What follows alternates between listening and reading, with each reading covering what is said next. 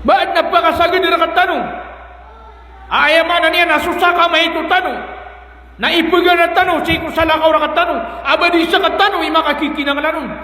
Nagiran ibatan mga sahaba, wa yusiruna ala anfusihim walau kana bihim khasasa. Siran na mapagpakaadi nila na aginawiran. Apiapan siran na kailangan nila na aging kutwa, ayaman na niyan na ipagadi nila si kung ginawiran. Pagino na nila isiran, na ayaman na niyan na giyang kutwa, kailangan nila na mibagiran si kusalakaw kiran. Apiapan siran na makikinang lan nila nito. Na siran na ayakadakilang kiran na mga pobre. Na ayaw tuwa sabab nakagiyasiran na masuswa at siran si sagiyang kutwa bagi na ini bagi kiran wallahu ta'ala. Kada kala na ko mga sahaba napagpakalpas tuminda. Kada kala na ko mga sahaba na ayaman na niya napipira gawin na daaki na yung kaabala si sagiyang kutwa waliran. Na minsan panagiyuto na doon tumakabalambad si kusimberan ng wallah. Ay sabab nakagi tatarimaan niran ag yutoy dumada itikiran.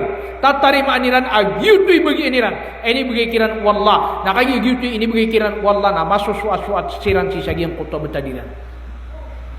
Eleni man ito agiyang kutwa betadiran. Na masuswa-suat siran si sagiyang kutwa betadiran. Sira katano na pagpakakantan. Da ketong nakatano abam iya kalapas kuman. Kaya nung pa naman kalapas kuman nakapiti po ba iya nadikan. Dah ketong nakatanong. Iba yamanan yan na ketong nakaiba si kusalungan na basiran ni pakatong sa kanila na kusalungan. Dah ketong nakatanong. Na minsan pa nagito na di kunsaran sa manusia. Di pun dimakan dingan-dingan.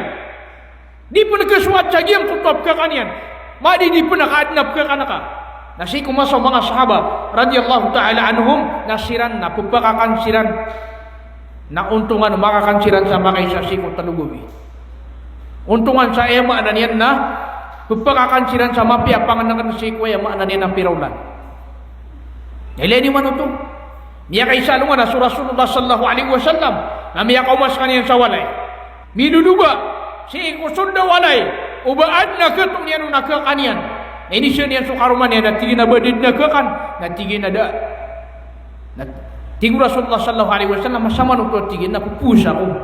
Ileni man ito. Nah hidapat yung saging kaya betaddan. Maka umasumama na udah ke kanan na ya makna niyan na langu na kasangkapan na miyaman na rin sudi sa lupa. Di pa kasabar. Da adalah kanaliku juga di emak na niyan na pengawiyagan. Kenapa tanong di emak na niyan na peluba sulim wallah. Ugain. Na kailangan na giyang kutwa bagi na ini bagi katan wallah. Na emak na niyan na masuswatan mo.